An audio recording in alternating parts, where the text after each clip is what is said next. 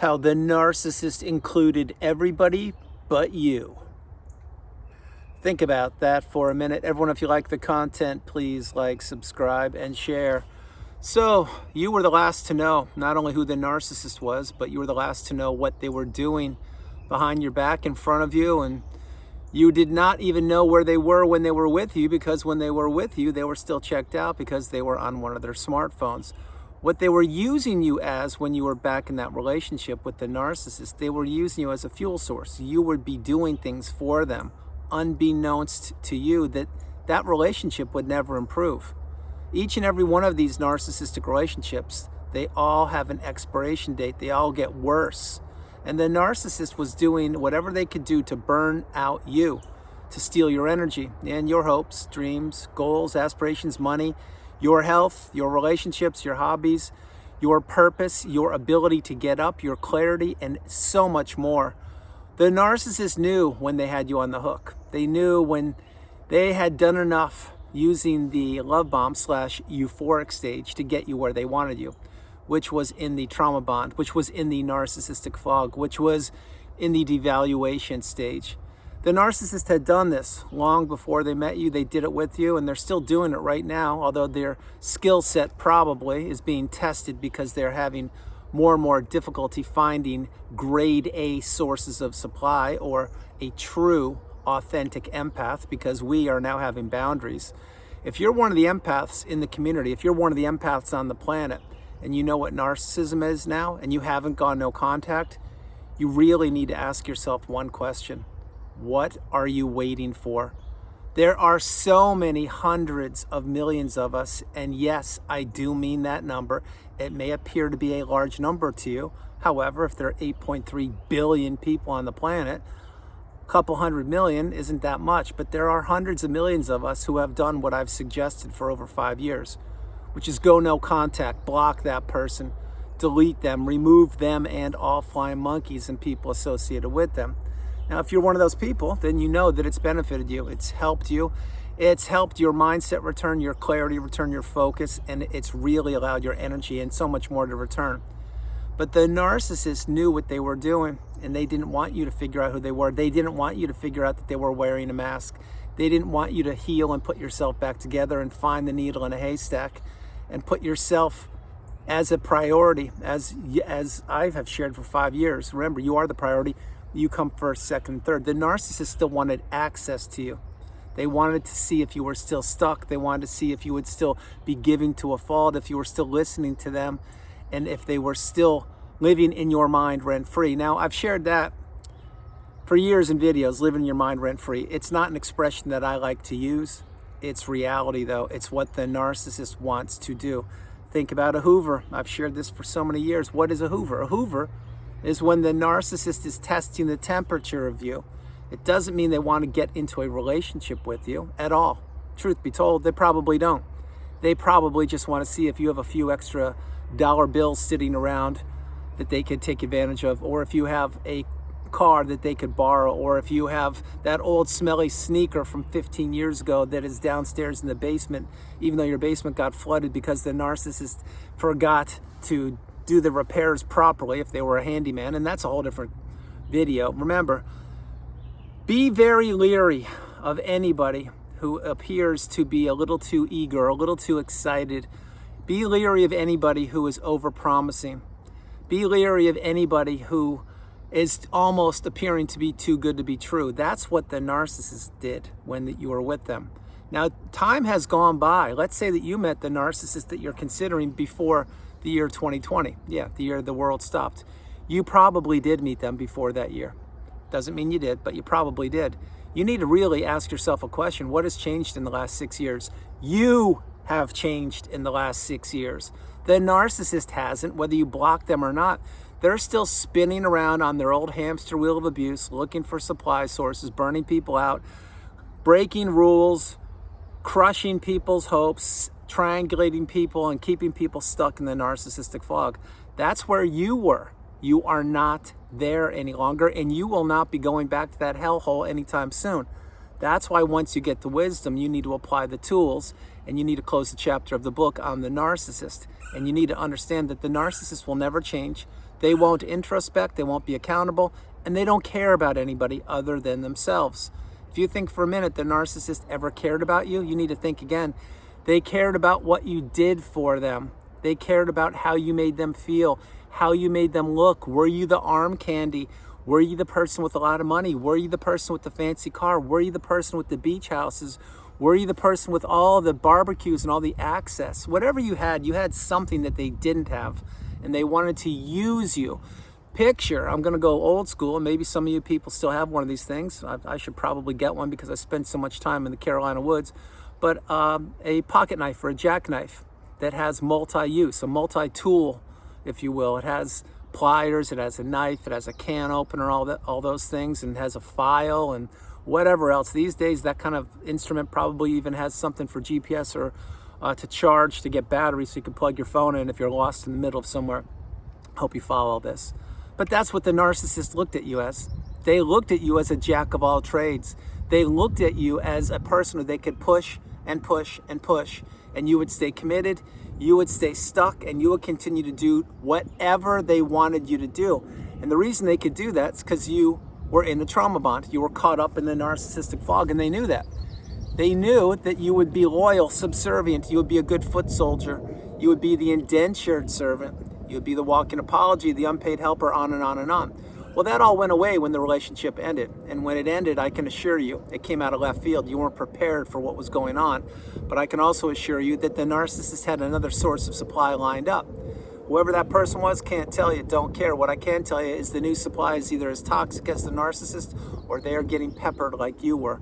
Because the narcissist will never, and I mean never, change. And they will never, and I mean never, look in the mirror and be accountable. But all these things I'm mentioning to you, why you were the last to know, and why the narcissist seemed or appeared to be so much closer to virtually everybody other than you, it's because they took you for granted. They knew who you were. They knew you weren't going anywhere. They knew that you were invested in the relationship, even though that they weren't. And remember, let's say you married the narcissist, hypothetically. If you did, what did you do? You now were committed in a relationship. You most likely walked down the aisle. You probably had a ring on your finger, and now you were what is known as built-in supply. Built-in supply is not who you want to be. You helped the narcissist weave their way into the fabric of society by marrying them. You didn't know this. I didn't either. But when you married them, what did the narcissist say? They said, perfect, now I actually have a legitimate person, a license to abuse, if you will. Hundreds or dozens or hundreds or whoever attended your wedding, and now it was official. It was absolutely justified in the jurisdiction wherever you lived, meaning it was legal. When it was legal, the narcissist knew you were going nowhere. They also knew that they didn't love you. They also knew that you loved them.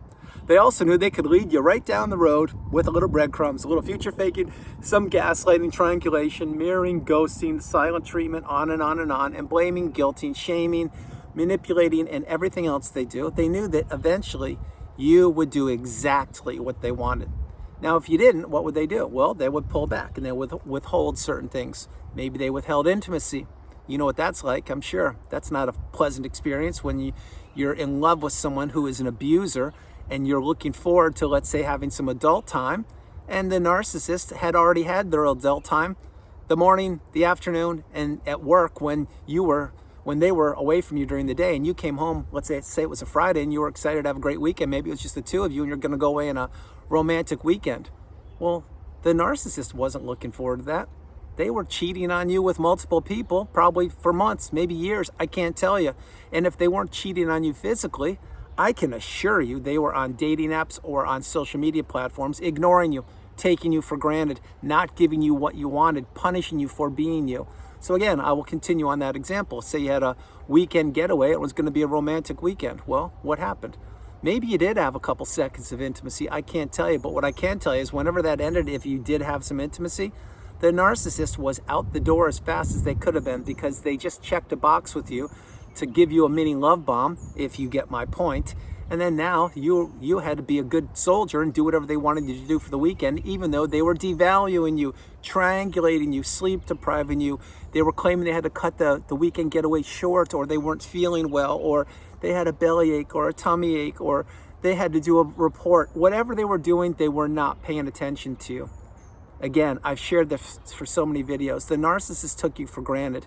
And once you were in the narcissistic fog and the narcissist placed you there, they would do their best to not communicate with you at all costs. And you may say, yeah, that is actually true, but why would you say that? And why'd you say it now?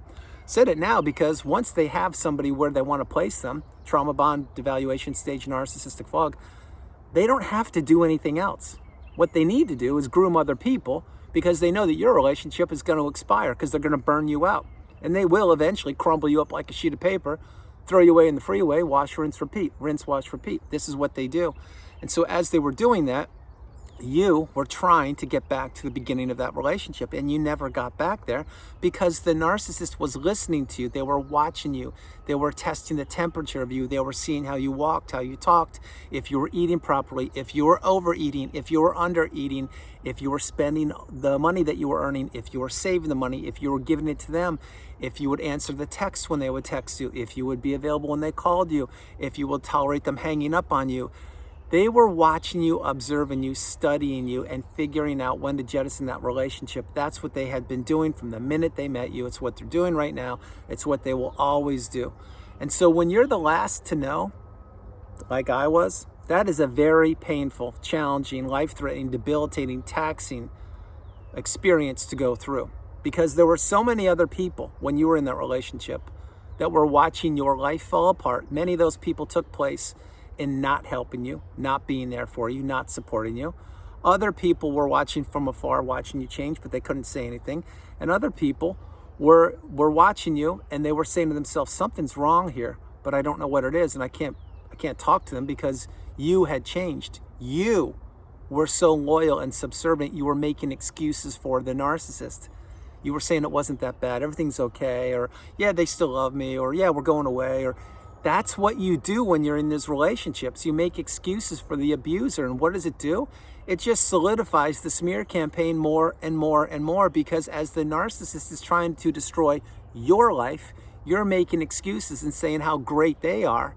And then when that relationship ends, like they all do, now the false narrative of the narcissist comes front row and center stage. And now everyone is scratching their head saying, yeah, you are the problem. Because the narcissist was setting the tone, setting the pace, setting the narrative of of what a nasty or not good person you were, while they were the nasty or not good person, i.e. they were the narcissist, and they still are if they're still living, but you were the fall guy, you were the fall person.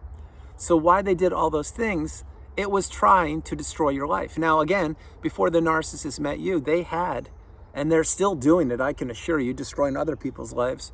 Some people in a smaller fashion, some people in a medium fashion, some people on a larger scale. But once you get the wisdom, you need to apply the tools, go no contact, and block that person. That is the reason I create videos. It's not exclusively to block people. It's so you understand that the narcissist never loved you. They never cared about you. They don't care about you now. They never will. But you need to really understand something. It's not just you. It's everybody. If you think for a moment the narcissist cares about their own kids, or husband or wife number 5, or their siblings, or the people they work with, you would be wrong. WRONG, wrong. The narcissist is a sinking ship. They're a toddler in adult clothes. They are a person who is always trying to avoid intelligent conversation because they don't know how to have intelligent conversation. If the narcissist can't steal someone else's hopes, dreams, ideas, aspirations, and goals and lexicon, they're worthless, they're useless, they fall flat on their face. This is why the narcissist is a parasite. This is why they are a grifter. It's why they're a thief. It's why they're a criminal. And it's why they break every rule under the sun, because they want to take shortcuts and they want to use the best of people. And then they want to take whatever they can from those people, throw them away, discard them, wash, rinse, repeat, get new people. And that's how the narcissist has been living their life for centuries. That will come to an abrupt close very soon. Now, when I say very soon, I'm not saying tomorrow or in a week or a month or a couple months. I'm saying the person you're considering, they're miserable. They're not happy. They never will be. They're an abuser. They're toxic. They're a manipulator. They're a liar. They're a cheat. They're a thief. Think about all the things they hid from you. Think about everything they dragged out. Think about all the future faking. Think about all the love bombing. Think about all the cabinets being slammed in your face, all the things being thrown at you, all the doors being slammed, all the peel outs in cars, all the financial abuse, the emotional abuse, all being hung up on, being walked 50 feet in front of, being at a event with your husband or wife when you were married to that person who turned out to be the narcissist, and they weren't even wearing their wedding ring, and they were acting like they were 30 years younger, dancing it up at someone else's wedding, acting like it was their wedding. Why do you think the narcissist does all these things? It's because people tolerate their poor behavior. That can't be you any longer. You need to get the message, go no contact, block that parasite, get them out of your life, and heal properly. So everyone, that's the video. I hope you liked it. I loved doing it from the beautiful Carolinas. This is Andrew. Namaste. Have a great afternoon, evening, or morning. No matter where you are on the planet, you are not alone. I love you all, and I'll talk with you tomorrow. Understand a few things. One, this weather is absolutely incredible. A couple days ago, it was in the 90s. Today, it's in the low 60s. If it could stay like this weather right here year-round, it would be the most amazing climate I've ever been in by far. And I've been in a lot of good climates. However, pretty soon it's probably going to be closer to 90 or 100. Anyway, wherever you are, I hope you are doing well. I hope you're healing. I hope you are maintaining your boundaries. I hope you've gone no contact. And I hope you're playing this video and playing it multiple times and paying it forward to anybody who could use the wisdom. Remember, at one point, we all were what is known as the new supply. The new supply is not who you want to be. I will say it one more time, then I will close the video. The new supply is not who you want to be at all. That's not a good position to be in. You're out. When you're out, stay out. Heal, focus on yourself, and continue to understand that you are the priority. You come first, second, and third. I love you all, and I'll talk to you tomorrow. Bye, everybody. Bye.